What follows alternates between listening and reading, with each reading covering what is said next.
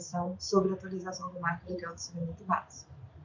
Neste vídeo, iremos abordar como se deu a atualização do Marco Legal do Saneamento no Brasil e quais são as principais novidades advindas dessa atualização.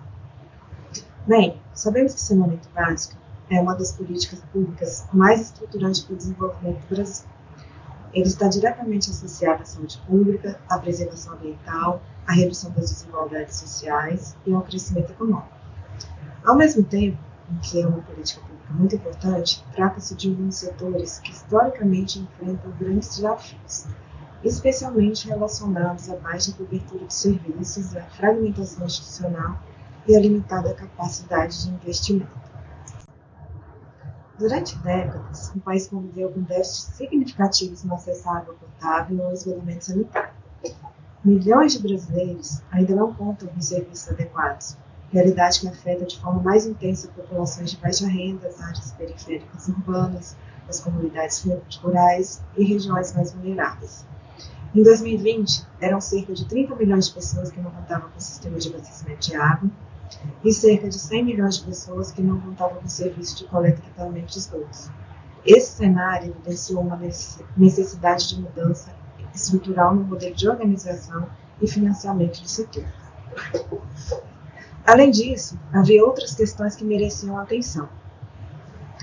A exemplo da baixa capacidade institucional dos municípios. O Brasil tem um número de municípios muito grande e cerca de 89% desses municípios têm população abaixo de 50 mil habitantes. E cerca de 70% desses municípios têm uma população abaixo de 20 mil habitantes. A gente contava ainda com um cenário de baixa capacidade de investimentos públicos. O Plano Safra, na versão de 2019, previa a necessidade de 597 bilhões para que os serviços de saneamento forem universalizados. Ao considerar os serviços de água e esgoto, eram necessários 357 bilhões, ou seja, investimentos anuais de 27 bilhões e meio. Com relação à regulação, a gente tinha um marco regulatório inconsistente. Haviam cerca de 86 agências reguladoras, mas não havia uniformidade nos procedimentos. Com isso, a gente tinha um cenário de baixa atratividade para investimentos privados, devido à insegurança jurídica para a prestação desses serviços.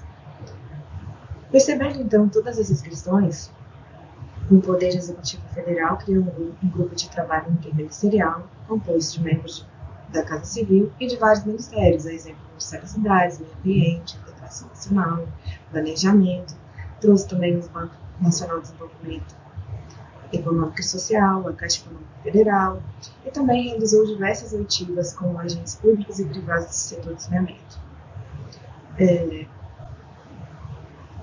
Com essa discussão toda, foi encaminhado ao Congresso Nacional 2 medidas provisórias, as quais não foram aprovadas porque caíram por decurso de prazo, porque o Congresso Nacional não chegou a votá-las. A partir então dessas propostas, foi apresentado um novo projeto de lei, o qual foi convertido e aprovado em 2020. É nesse contexto, então, que se insere a atualização do Marco Legal do Saneamento Básico no Brasil, que foi instituído pela Lei 14.026, de 15 de julho de 2020. Essa legislação apresenta uma inflexão importante na política pública de saneamento básico no Brasil, ao estabelecer metas claras de universalização, prazos definidos para o cumprimento dessas metas e também instrumentos voltados ao aumento da eficiência e da qualidade dos serviços e também para a segurança jurídica do setor. E quando falamos em universalização, então, o marco legal fixa metas a serem alcançadas até 2033, que é o acesso à água potável a 99% da população e acesso aos serviços de coleta e tratamento de esgotos para 90% da população. Além disso, a lei incorpora metas qualitativas, como a questão de redução de perda de água, a melhoria da eficiência operacional, o estímulo ao reuso e ao aproveitamento de águas de chuvas, bem como a adoção de práticas ambientais sustentáveis. Bem, há outras atualizações e diretrizes trazidas com essa atualização do marco legal, mas a gente vai abordar nos slides a seguir. Com relação à regulação, para que todas essas metas sejam alcançadas, a atualização do marco legal parte do reconhecimento de que o saneamento é um serviço público essencial e que, por isso, depende de uma regulação técnica, estável e previsível. Neste ponto, destaca-se o papel da Agência Nacional de Águas e Saneamento Básico, a ANA, a qual foi atribuída a competência para se editar as normas de referência nacionais para a regulação dos serviços de saneamento.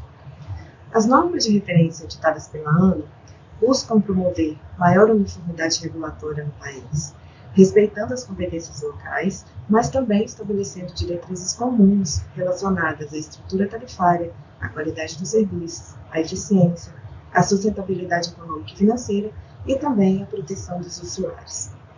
A existência de um ambiente regulatório mais harmonizado é condição fundamental para ampliar a confiança nos investidores, reduzir os riscos e viabilizar projetos de longo prazo. Outro elemento central da atualização do marco legal é a indução da prestação regionalizada do serviço de saneamento. A regionalização permite ganhos de escala, maior eficiência operacional e a viabilização econômica da prestação de serviços em municípios de menor porte ou municípios com menor capacidade de arrecadação. Com isso, busca-se garantir que a universalização não se concentre apenas em áreas mais atrativas, do ponto de vista econômico, mas sim alcance todo o território. A atualização do marco legal introduziu também exigências mais rigorosas relacionadas à delegação de serviços, exigindo aí a ampliação da concorrência em setor. Até então, a delegação de serviços era realizada por meio dos contratos de programa, os quais nem sempre traziam regras claras quanto às metas que deveriam ser alcançadas e até mesmo quanto à abrangência territorial em que os serviços deveriam ser prestados. A partir então da Lei 14.026, não são mais permitidas delegações por meio de contrato de programa, exigindo-se assim que toda delegação deve ser precedida de licitação. Já os contratos de programas vigentes, esses então passaram por uma fase de comprovação da capacidade econômica e financeira dos prestadores de serviço, para a regularização e modernização dos contratos, de forma a incorporar que as metas de universalização fossem cumpridas até 2033. Então, essa fase de comprovação teve mesmo o objetivo de assegurar que os contratos firmados seriam capazes de suportar os investimentos necessários para o cumprimento das metas estabelecidas. Foram duas etapas de comprovação da capacidade econômica e financeira, uma regulamentada pelo Decreto 10.710 de 2021 e outra regulamentada pelo Decreto 11.598 de 2023.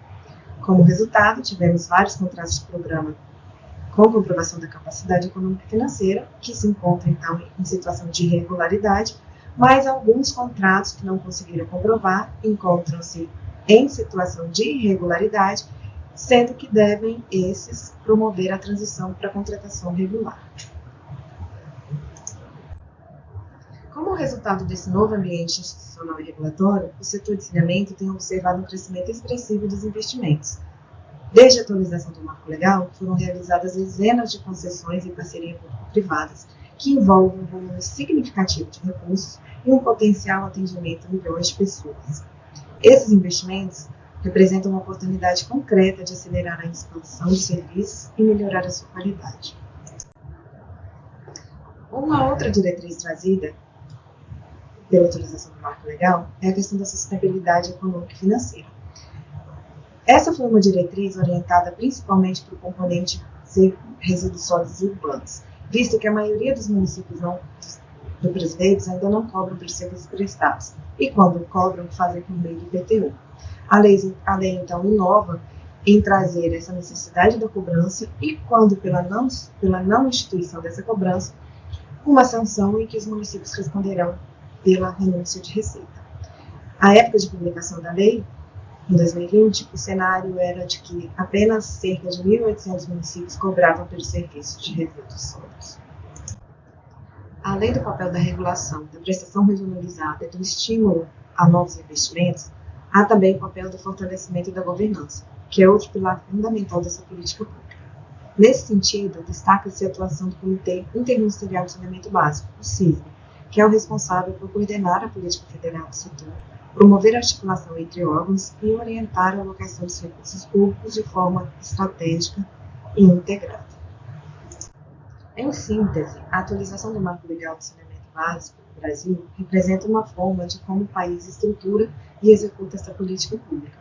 Ao combinar metas claras, regulação técnica, coordenação institucional e estímulo a investimentos, o país cria as condições necessárias para superar déficits históricos e avançar rumo à universalização dos serviços.